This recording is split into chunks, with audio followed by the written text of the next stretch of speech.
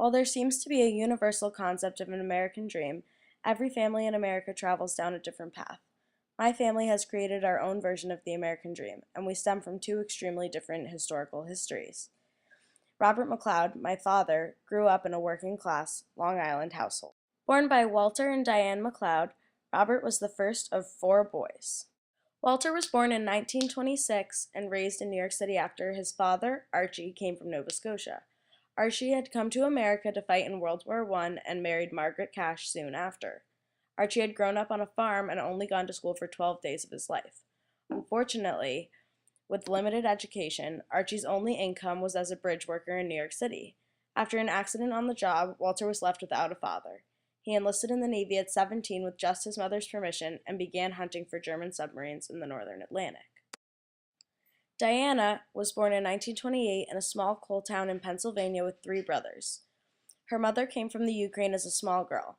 They took a train from the Ukraine through Germany, where one of the young girls had a head injury during the travel, and a German family kept her for a year until she was nursed back to health and revisited the rest of her family on a ship to America. Her father, August, came from Spain at 17 and became a coal miner. His family was in the shipping industry, but August was in danger of being drafted, and they sent him to America with a younger brother to avoid being sent to North America for service. His family lost most of its wealth when one of their ships went down uninsured. One day, the mine had a cave-in and killed all of his friends. He quit the next day and moved to New York City to start a small business crafting custom headboards. Two of Diana's brothers enlisted in World War II, and one was even an Air Force tail gunner. Walter and Diana lived a moderate life with their four sons. They raised their children in the classic 50s-esque town of Garden City, Long Island. The family never had money to spare, but appeared to live the epitome of the American dream. My father, Robert, was eventually accepted into Brown University as a lacrosse recruit.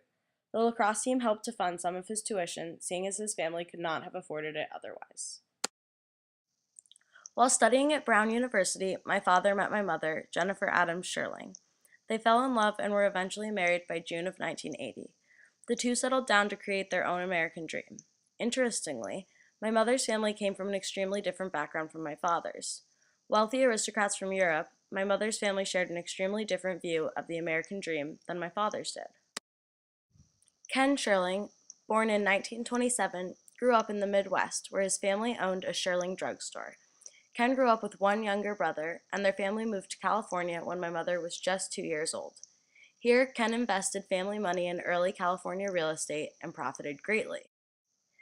This was a business decision which Ken made, keeping his idea of America in mind. Ken hoped to provide for his family, with extra in order to lead a lavish lifestyle.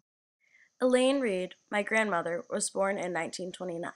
Her father was a self-made man, one of the founders of Waddell & Reed, a brokerage firm that exists today, headquartered in Kansas City, where my mother, Jen, was born, of 5 kids. Elaine's mother came from an old family that had a general store business in the Midwest, which serviced people who were crossing the country in covered wagons. Her family goes back to the American Revolution and are Adams, such as the President John Adams. She was one of 3 sisters who all lived to be over 90. She grew up in Pasadena, California, when it was mostly farmland, and tells a story about riding in General Pershing's staff car.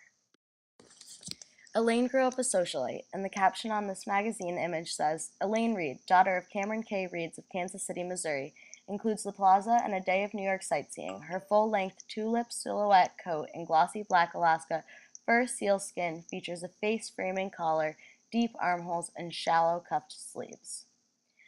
The article goes on to talk about her trend.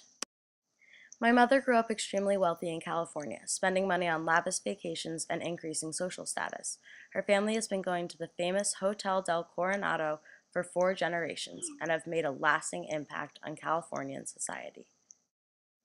Jennifer and Robert MacLeod settled down to write our own family story in a modest Connecticut home.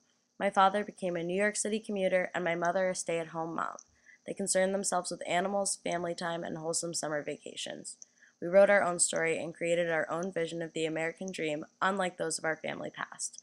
The truth is, Americans are just striving for happiness and success for their families. Whether Gatsby wanted Daisy's affection or Willie wanted his sons to be well-liked businessmen, the American dream revolves around the family unit.